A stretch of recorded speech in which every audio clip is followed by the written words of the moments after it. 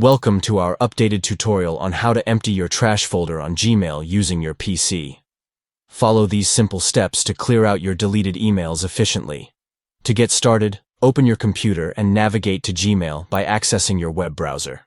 Once you're logged into your Gmail account, look to the left side of the screen. Click on More, and then select Trash from the drop-down menu to view your deleted emails. In the trash folder, you will see a notification at the top prompting you to empty the trash. Click on Empty Trash Now to proceed with permanently deleting all the emails in the trash folder. By clicking Empty Trash Now, all the emails stored in the trash folder will be permanently removed from your Gmail account. This action helps you free up storage space and keep your inbox organized. Emptying your trash folder regularly is essential for maintaining a clean and clutter-free email environment. It also ensures that deleted emails are completely erased from your account.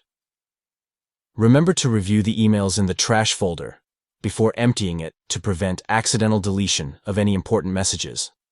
Follow these steps to effectively empty your trash folder on Gmail using your PC, streamlining your email management process, and keeping your inbox tidy and manageable.